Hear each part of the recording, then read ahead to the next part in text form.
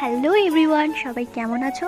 আশা করছি সবাই খুব ভালো আছো আর আমিও খুব ভালো আছি। তোমাদেরকে সবাইকে অনেক অনেক ওয়েলকাম আমার নতুন একটি ব্লগে। এখন ঘড়িতে প্রায় ভোর 5টা থেকে 5:30 বাজে, আর এই যে আমি উঠেই আমার নজর গেল একদম সোজা মাঠের দিকে। এই সকালটা অন্য দিনের সকালের থেকে পুরোপুরিই আলাদা।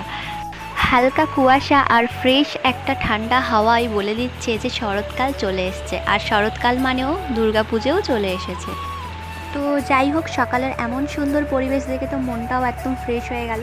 তারপরেই সকাল সকাল দেখো আমাদের পাট নেওয়ার জন্য চলে এসছে। তো এখানে আমি ওয়েট মেশিনে একবার ওয়েটটা করে দেখে নিলাম যে সব ঠিকঠাক আছে কি না। তো এখন আমি খাতা পেন নিয়ে বসে পড়েছি সব লেখালেখির জন্য।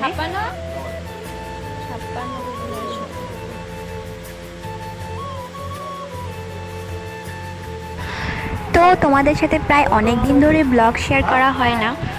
সারাদিনটা ঘুঘুকে নিয়ে ব্যস্ততার মধ্যে যে কিভাবে কেটে যায় আমি তো বুঝতেই পারি না। আর সন্ধ্যাবেলাটা আর ইচ্ছা করে না যে ভিডিও এডিটিং করি, তখন মনে হয় চুপচাপ একটু স্থির হয়ে বসি।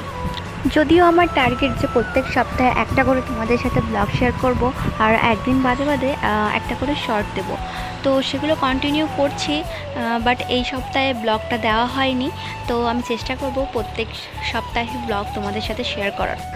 তো যাই হোক, আমাদের পাট মাপার কাজ কমপ্লিট হয়ে গেছে আর পাটগুলো নিয়েও চলে গেছে।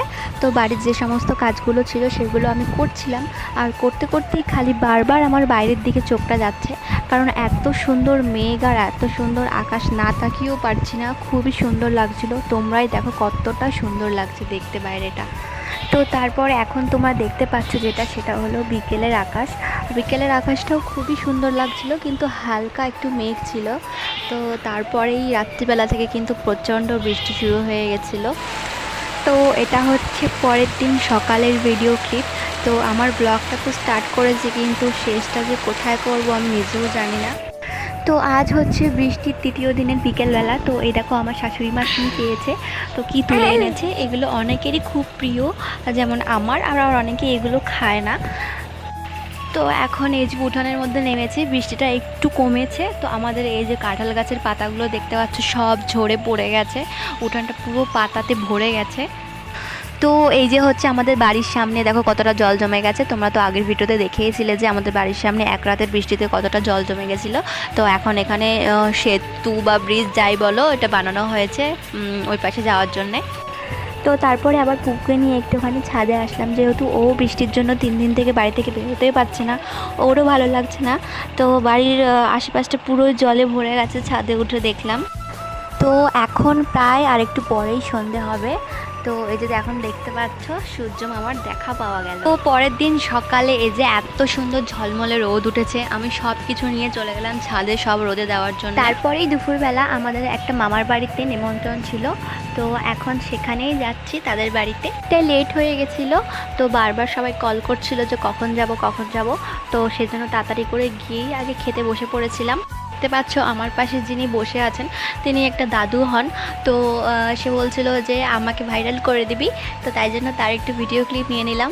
হাসি মজা করতে করতে খাওয়া দাওয়াটা কমপ্লিট হয়ে গেল। খাওয়া দাওয়া কমপ্লিট করে একটু চারিদিকটা ঘুরে দেখছিলাম। তো এখন তোমরা যেটা দেখতে পাচ্ছ জল জমে রয়েছে, এটা কিন্তু কোনো পুকুর নয়, এটা হচ্ছে একটা জমি যেগুলো সব জলে ভরে গেছে। আর দেখতে পাচ্ছ এখানে সবাই মাছ ধরছে। তো এই যে জমি বা ক্ষেতের মধ্যে সব ধান লাগানো ছিল, যেগুলো এখন সব জলে ভেসে যাচ্ছে, কিরকম হুড়মুড় করে জল বয়ে যাচ্ছে দেখো তোমরা। আমার বউয়ের বলেছে 12 বছরের 12 মাসের বেবি আর 12 বছরের